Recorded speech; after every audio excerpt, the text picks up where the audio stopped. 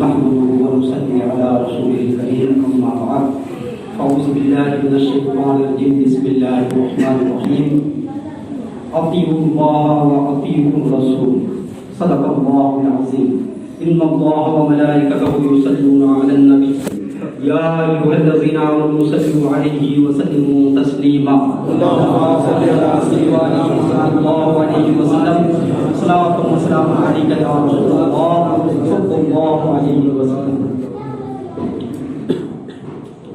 رب کائنات ارشاد فرماتا ہے اطیعوا اللہ و اطیعوا الرسول، اللہ اور اس کے رسول کی اطاعت کرو، فرما برداری کرو، احکامات کی پیروی کرو. اللہ تعالیٰ یوں بھی فرما سکتا تھا صرف تم میری اطاعت کرو، رسول کی اطاعت کا کیوں فرمایا؟ اور آقا کریم صلی اللہ علیہ وسلم ارشاد فرماتے ہیں اقتدیتم اہتدیتم، اصحاب النجوم اقتدیتم اہتدیتم. آقا فرماتے ہیں میرے صحابہ ستاروں کے مانند ہیں، جو ان کی پیروی کرے گا نجات پائے گا. غور کا مقام ہے، اللہ نے عقل دی ہے، شعور دیا ہے، سمجھنے کا موقع ہے. غور کا مقام ہے کہ اللہ آیات کریمہ فرماتا ہے میرے اور میرے محبوب کی اطاعت کرو. محبوب کی اطاعت بھی شرط، اور آقا فرماتے ہیں میرے صحابہ کی ابتدا کرو. کیا نظریہ دیا گیا؟ صرف احکامات خداوندی کی پیروی کرنے سے آپ مکمل ایمان والے نہیں ہو سکتے. اگر آپ کو مکمل ایمان والا ہونا ہے، آپ کے ایمان کو مکمل کرنا ہے، تو رب کے پیارے محبوب صلی اللہ علیہ وسلم کی اطاعت کرنا ہے. اور آقا صلی اللہ علیہ وسلم کی اطاعت صحابہ کی اطاعت میں ہے، صحابہ کی ابتدا میں. صحابہ کرام عشق رسول سے سرشار تھے. صحابہ کرام کی رسول سے محبت کا یہ عالم تھا. ایک صحابی رسول کھجور کھاتے ہوئے تشریف لا رہے ہیں، میدان جنگ ہے، غزوہ کا مقام ہے، غزوہ ہے، اور آقا کریم کی بارگاہ میں حاضر ہو کر عرض کرتے ہیں یا رسول اللہ اگر اس جنگ میں شامل ہو کر میں شہادت پا جاؤں تو کیا مجھے جنت ملے گی؟ آقا کریم صلی اللہ علیہ وسلم نے ارشاد فرمایا ہاں تمہیں جنت ملے گی. انہوں نے کھجور کھاتے ہوئے جہاد میں شریک ہوئے اور شہادت کی موت پا کر جنت الفردوس میں مقام حاصل کرے. ہے نا، آقا نے فرمایا جہاد میں شریک ہو جاؤ جنت ملے گی. صحابہ اپنی جان کا نذرانہ پیش کر کے جنت حاصل کرتے ہیں. اعلیٰ حضرت فرماتے ہیں سچی بات سکھاتے یہ ہیں. کون؟ ہمارے آقا صلی اللہ علیہ وسلم. سچی بات سکھاتے یہ ہیں، سیدھی راہ چلاتے یہ ہیں. باپ جہاں بیٹے سے بھاگے لطف وہاں فرماتے یہ. حشر کا میدان ہوگا، باپ بھی بیٹے سے بھاگے گا، کوئی کسی کا پرسان حال نہ ہوگا. سب اپنے اعمال کے مطابق عذاب میں مبتلا ہوں گے، سب اپنے اعمال کے مطابق پسینے میں ڈوبے ہوئے ہوں گے. سورج سوا نیزے پر ہوگا، زمین تانبے کی ہوگی. تصور فرمائے کیسا ماحول ہوگا، کیسی بھیانک گھڑی ہوگی، کیسے مصائب کا سامنا ہوگا. ایسے وقت میں باپ بیٹے کے کام نہ آئے گا. باپ جہاں بیٹے سے بھاگے لطف وہاں فرماتے ہی ہے. کون لطف فرمائے گا، کون رحم فرمائے گا؟ آقا کائنات صلی اللہ علیہ وسلم کی ذات اقدس آپ پر لطف فرمائے گی، آپ پر رحم فرمائے گی. اعلیٰ حضرت فرماتے ہیں ماں جب ایک لوتے کو چھوڑے، ماں جب ایک لوتے کو چھوڑے آپ کہہ کر بلاتے ہی ہیں. حشر کے میدان میں ماں اپنے ایک لوتے بیٹے کو بھول جائے گی، چھوڑ دے گی، منہ پھیر لے گی. سب نفسی نفسی کا عالم ہوگا.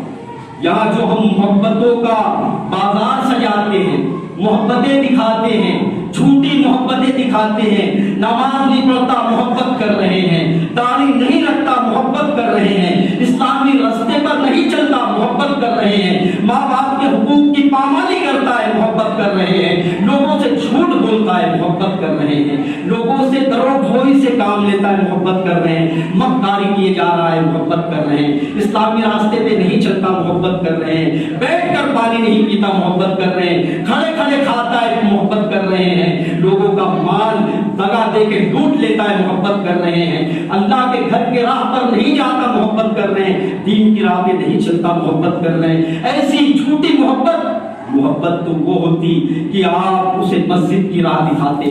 मोहब्बत तो वो होती आप सच्चाई के रास्ते पर अपनी औलाद को लाते। मोहब्बत तो ये होती कि आप अपने बच्चों को इस्लामी माहौल में ढलता हुआ देखते।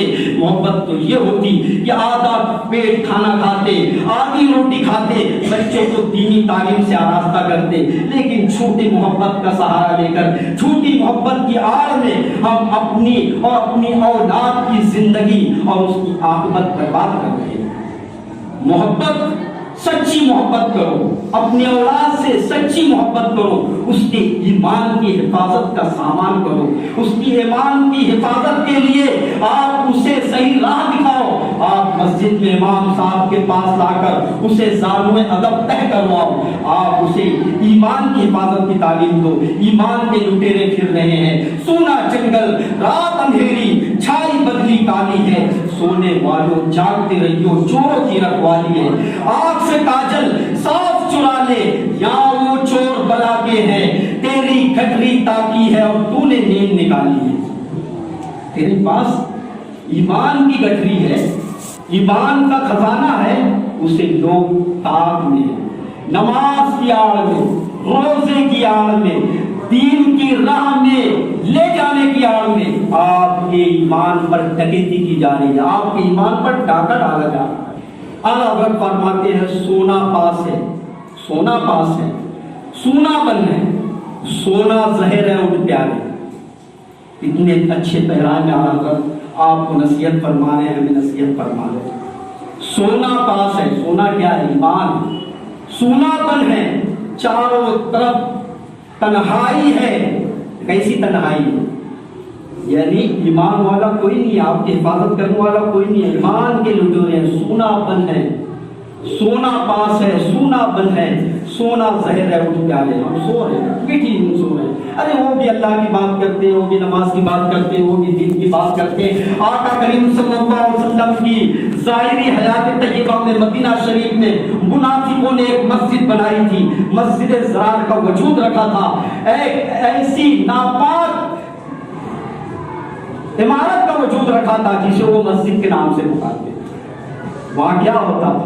नमाज पढ़ी जाती थी, कलमे की दावत दी जाती थी, दीन की बातों की दावत देकर लोगों को बुलाने की कोशिश की जाती थी और बैठकर इस्लाम के खिलाफ, आका सल्लल्लाहु अलैहि वसल्लम की मोहब्बत के खिलाफ साजिशें की जाती थी। कुरान में हुक्म आया, सूरह तौबा में हुक्म आया कि उसे ढा दिया जाए। तो आका करीम सल्लल्लाहु अलैहि वसल्लम के दौर अक़दस में भी नमाज की आड़ में, मस्जिद की आड़ में ईमान के लुटेरे ईमान लूट रहे हैं। और आज तो धड़ल्ले से ईमान लूटा जाता है। आज तो कोई आपको बचाने वाला नहीं, आपके माँ बाप भी आपको बचाते नहीं है। आप अपनी औलाद को बचाने की कोशिश नहीं करते कि ईमान के लुटेरे से दूर रहो। ईमान महफूज होगा तो जन्नत में रहोगे, जन्नत में रहोगे तो जन्नत में आपको देखकर हमारी आंखें ठंडी होगी। ऐसा अपने आपने औलाद को कभी तलकीन की कि बेटा बद मजहबों की सोबत से दूर रहो, बद मजहबों से दूर रहो। आज बड़े बड़े पिंडाल सजाए जाते हैं, 50-60 लाख रुपया खर्चा किया जाता है, लेकिन कोई हमारा नौजवान उनसे नहीं पूछता कि साहबा ने ऐसा इज्तिमा किया था, साहबा ने ऐसा पिंडाल लगाया था, साहबा ने इतना इंतजाम किया था, इतना एहतमाम किया था। क्या साहबा के दौर में मदीना शरीफ के कुर्ब जवार में इतने वसीरों अरीज पिंडाल का इंतजाम किया गया था? खाने के जोन लगाए गए थे, गठरियां उठाकर साहबा किराम 3 दिन तक वहां कयाम किए थे? कोई नहीं पूछता। लेकिन जब हम आकाए कायनात सल्लल्लाहु अलैहि वसल्लम के जश्न विलादत के नाम पर झंडियां लगाते हैं, सजावट करते हैं, जिस नबी के नाम का कलमा पढ़ते हैं, उनकी विलादत पाक के लिए सजावट करते हैं, तो हमें कहा जाता है साहबा ने किया था। क्या साहबा के दौर में ऐसा जश्न मनाया गया था? क्या साहबा के दौर में इस तरह फजूल खर्ची की गई थी?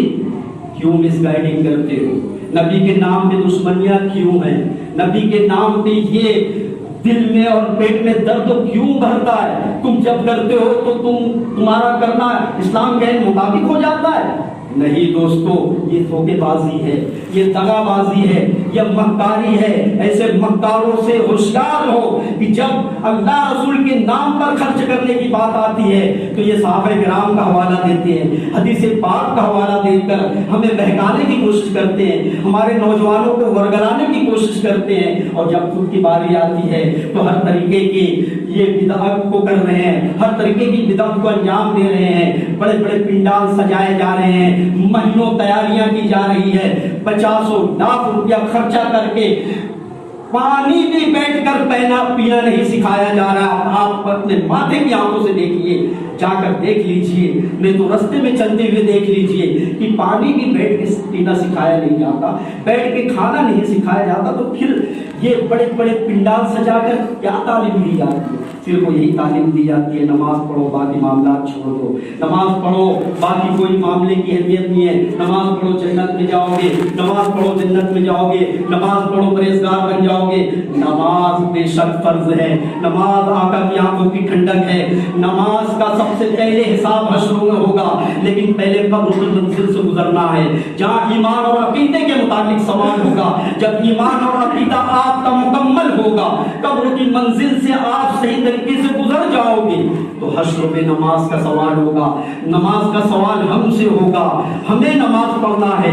جن کا ایمان اور عقیدے کا ٹھکانہ نہیں، وہ نماز کے نام پہ لوگوں کو ورگلا رہے ہیں، نماز کے نام پہ لوگوں کو دھوکہ دے رہے ہیں۔ ہم تو ایمان والے ہیں، نماز ہمارے لیے ہے، نماز ہمیں پڑھنا ہے، عبادت ہمیں کرنا ہے، اللہ کے پیارے محبوب صلی اللہ علیہ وسلم کی آنکھوں کو ٹھنڈک ہمیں پہنچانا ہے۔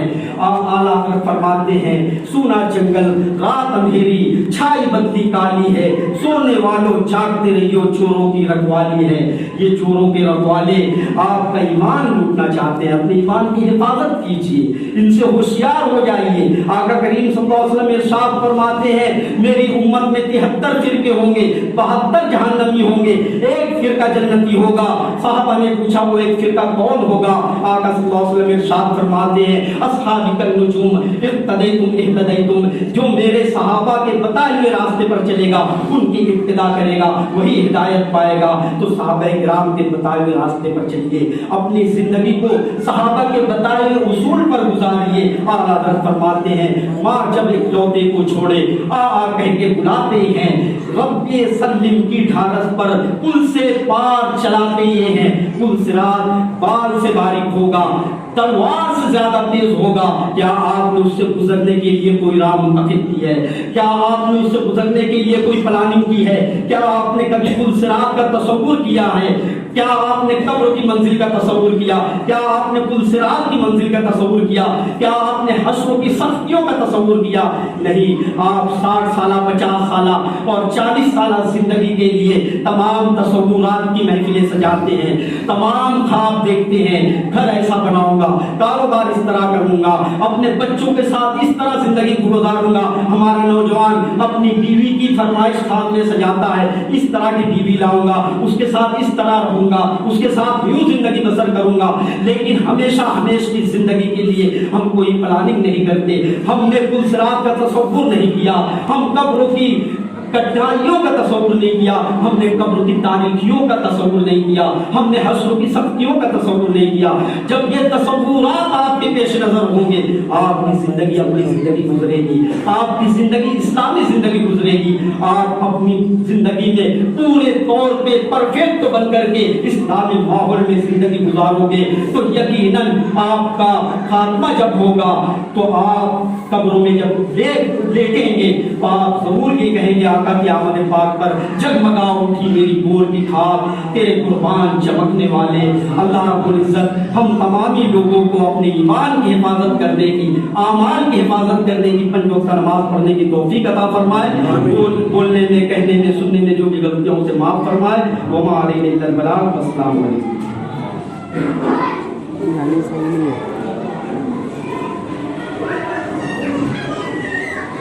آج عشاء کے بعد مدینہ مسجد جونا خانان ہاسپٹل کے سامنے مناظر اہل سنت حضرت علامہ مولانا عبدالستار حمدانی صاحب قبلہ عقائد کے تعلق سے آپ کو دلیل کے ساتھ وہ باتیں بتائیں گے جس کی بنیاد پر اہل سنت ان بدعقیدہ لوگوں کے تعلق سے آپ کے سامنے گوشے گزار باتیں کرتے ہیں۔